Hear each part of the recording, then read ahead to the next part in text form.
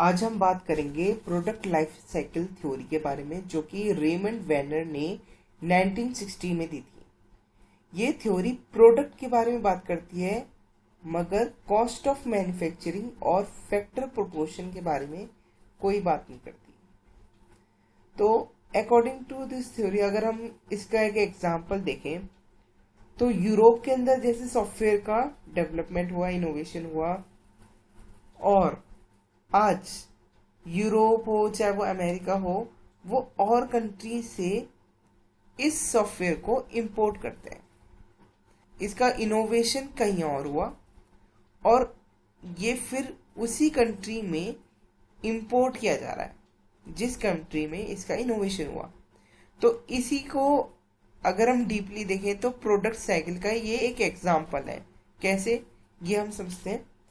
जैसे कि एक कंट्री है, उस कंट्री के पास इतनी टेक्नोलॉजी है, इतनी कैपिटल है कि वो इनोवेशन कर सके, रिसर्च एंड डेवलपमेंट में उसको खर्च कर सके।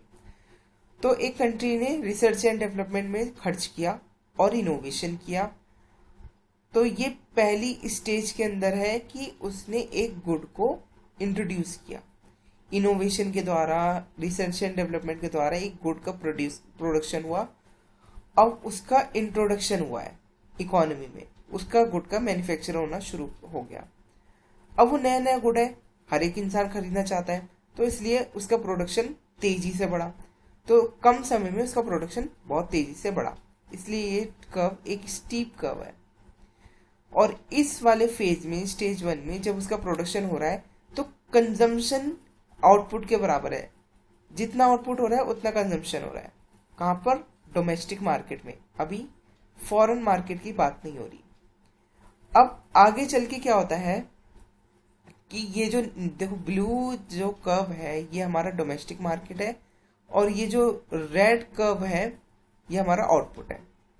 ये कंजम्पशन है डोमेस्टिक मार्केट का, और ये हमारा आउटपुट है रेड वाला। तो इस सेकेंड स्टेज में क्या हुआ कि हमारा कंजम्पशन कम था, आउटपुट हमारा ज्यादा था। तो एक्सेस आउटपुट को हमने क्या करा, एक्सेस आउटपुट को जो कि डोमेस्टिक कंजम्पशन से ज्यादा है, उसको हमने एक्सपोर्ट कर दिया दूसरी कंट्रीज में। अब जब हमारा जो कंट्री का प्रोडक्ट था वो दूसरी कंट्री में एक्सपोर्ट होने लग गया, तो दूसरी कंट्री वालों ने उसकी टेक्नोलॉजी को डिकोड किया, उसको समझा कि वो कैसे बनाए। फिर क्या हुआ, उन्होंने मैन्युफैक्चर करना शुरू किया। भले ही वो बिल्कुल आइडेंटिकल ना हो, लेकिन ऑलमोस्ट उसके सिमिलर है। फिर उसके बाद क्या हुआ, उन्होंने और भी बेहतर करना शुरू कर दिया, और इससे क्या हुआ कि थर्ड स्टेज में ये प्रोडक्ट स्टैंडर्डाइज हो गया, यानी कि सबके लिए एक नॉर्मल प्रोडक्ट बन गया। अब क्या कर रही है, जिस कंट्री ने इसको इनोवेट किया था वही कंट्री इस प्रोडक्ट को इंपोर्ट करना शुरू कर देती है। क्यों?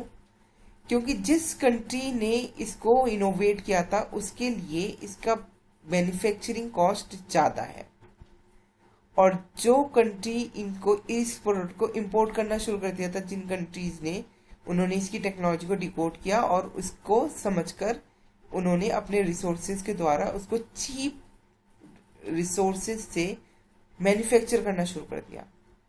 तो ज्यादातर ये देखा जाता है कि जहां पे, जिस कंट्री में लेबर एबेंडेंट है, यानी कि जहां पे लेबर ज्यादा है, वहां पे कॉस्ट ऑफ प्रोडक्शन कम होता है।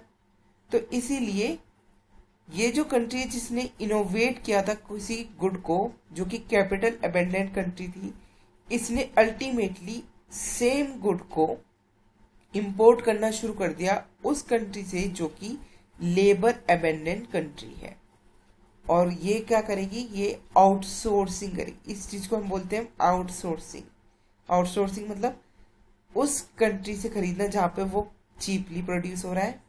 क्यों ऐसा किया? क्योंकि कैपिटल एबेंडेंट कंट्री में जो मैन्युफैक्चरिंग कॉस्ट है वो ज्यादा थी, और लेबर एबेंडेंट कंट्री में जो मैन्युफैक्चरिंग कॉस्ट है वो कम है। तो चीप होने के कारण, मैन्युफैक्चरिंग कॉस्ट कम होने के कारण, जो कंट्री है वो अब इंपोर्ट करना शुरू कर रही है दूसरी कंट्री से। जिस कंट्री ने इस प्रोडक्ट को इंट्रोड्यूस किया था, अगर वही कंट्री दोबारा एक्सपोर्ट करना चाहती है गुड को, तो वो क्या करेगी, वो उन कंट्रीज से सेम प्रोडक्ट को इंपोर्ट करेगी पहले, जहाँ पे ये चीपली मैन्युफैक्चर हो रहा है, फिर उसको दूसरी कंट्रीज को भेजेगी जिनको इसकी ज़रूरत है। फिर ये एक तरीके से मिडल मैन का काम करेगी। तो पहले एक कंट्री ने किसी गुड को इंट्रोड्यूस किया, फिर उसको एक्सपोर्ट किया, फिर अल्टीमेटली उसी गुड को इंपोर्ट करना शुरू कर दिया। फर्स्ट स्टेज में ये गुड एक यूनिक गुड था क्योंकि वो सिर्फ डोमेस्टिक मार्केट तक सीमित था, लेकिन सेकेंड और थर्ड स्टेज में आके वो गुड एक नॉर्मल गुड बन गया क्योंकि वो अब डोमेस्टिक मार्केट से बाहर चला गया। तो यही साइकिल जो होता है प्रोडक्ट का, वो होता है प्रोडक्ट लाइफ साइकिल या प्रोडक्ट साइकिल।